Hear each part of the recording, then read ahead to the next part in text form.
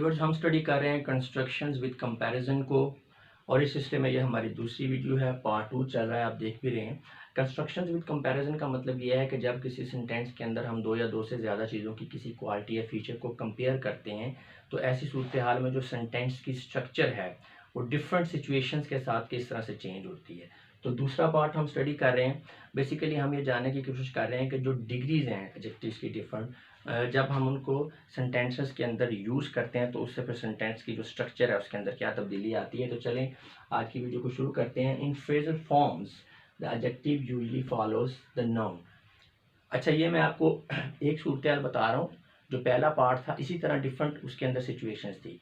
अगर आप कंप्लीट समझना चाह रहे हैं इस टॉपिक को तो सारे पार्ट्स को आपने देखना पड़ेगा, और आगे जाके इन तमाम पार्ट्स को इकट्ठा करके एक कंबाइंड वीडियो भी बना दी गई है। ऐसा इसलिए किया गया कि कुछ लोगों को पूरी वीडियो को नहीं देखना होता, वो किसी एक चीज़ को समझना चाह रहे हैं, तो पार्ट्स की शक्ल में जब चीज़ें होती हैं तो उनका टाइम बच जाता है, वो स्पेसिफिकली एक चीज़ को देख सकते हैं।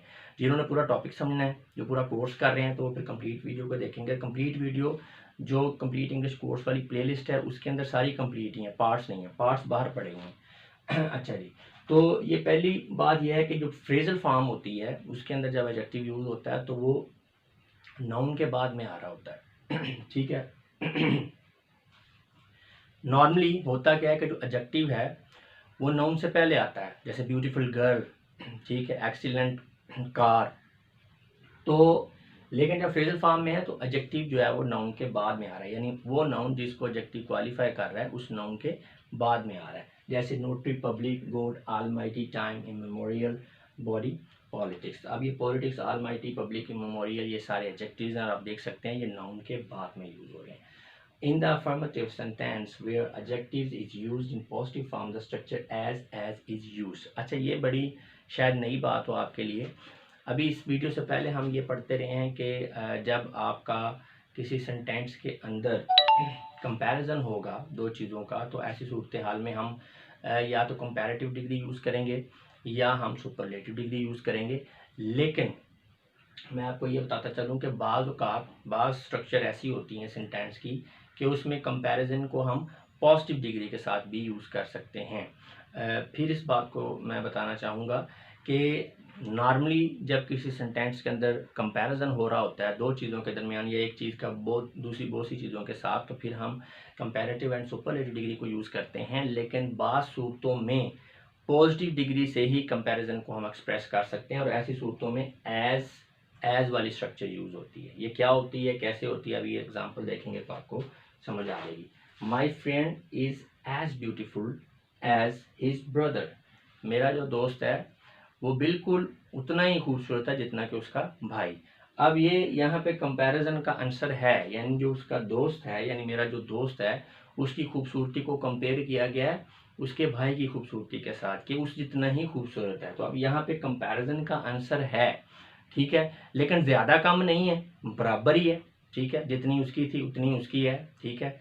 तो उसमें कमी या ज़्यादती का आंसर नहीं, कंपैरिजन का आंसर हो रहा है लेकिन कमी या ज़्यादती का आंसर नहीं है, बराबर है। तो लिहाजा यहाँ पे हम जो है पॉजिटिव डिग्री ही यूज़ कर रहे हैं, यानी beautiful, most beautiful, more beautiful नहीं यूज़ होगा।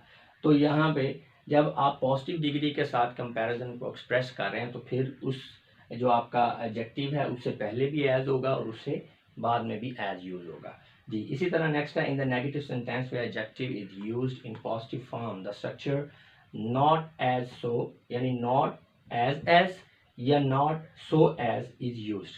अच्छा, ये बिल्कुल ऊपर वाले सेंटेंस की तरह ही है कि जब आप पॉजिटिव जो डिग्री है एडजेक्टिव की उसके साथ कंपैरिजन को एक्सप्रेस कर रहे हैं किसी सेंटेंस के अंदर तो फिर एज वाली स्ट्रक्चर यूज होगी।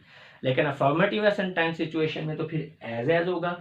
लेकिन अगर बात नेगेटिव हो रही है, यहाँ पे ये था ना कि जितनी कोई चीज़, कोई क्वालिटी किसी चीज़ में है तो उतनी ही दूसरी चीज़ में है जिसके साथ कंपेयर किया जा रहा है, तो एज है। लेकिन अगर मुख्तलिफ है, कम या ज़्यादा है, तो फिर एज नहीं होगा, एज के साथ नॉट भी आ जाएगा। और जो पहले वाला एज है उसमें नॉट एज भी हो सकता है, नॉट सो भी हो सकता है, यानी जो पहली है एज उसके साथ आप एज भी यूज़ कर सकते हैं, सो भी यूज़ कर सकते हैं। अभी आप एग्जांपल को देखेंगे तो क्लियर हो जाएगा। Your hand writing is not as good as mine. अब देखें ना, दो बंदों की हैंड राइटिंग को कंपेयर किया जा रहा है और यहाँ पे एडजेक्टिव की पॉजिटिव डिग्री यूज हो रही है, good.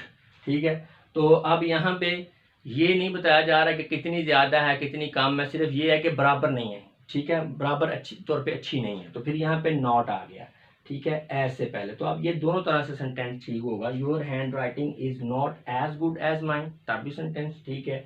Your hand writing is not so good as mine. Next structure देखें जी।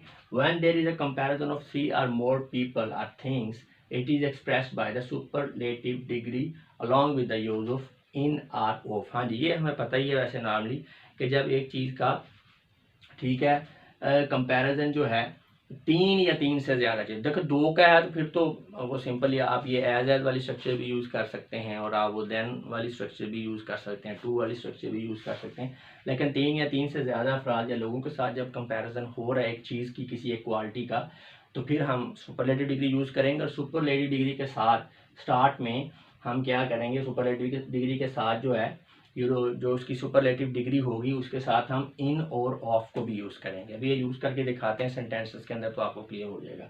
The tallest of the team was the most successful, ठीक है। अब टीम जो है उसमें एक बंदा है, उसको उसकी जो आप कह लें जो कद है, टॉलनेस है, उसको कंपेयर किया जा रहा है पूरी टीम के साथ। तो अब यहाँ पे फिर ये टॉलेस्ट आ गया, सुपरलेटिव डिग्री और साथ में ऑफ आ गया। ऑफ नहीं होगा सेंटेंस गलत हो जाएगा। द टॉलेस्ट द टीम, बल्कि सेंस ही नहीं बनेगी, ऑफ को निकाल देते हैं तो सेंस ही नहीं बनेगी सेंटेंस की।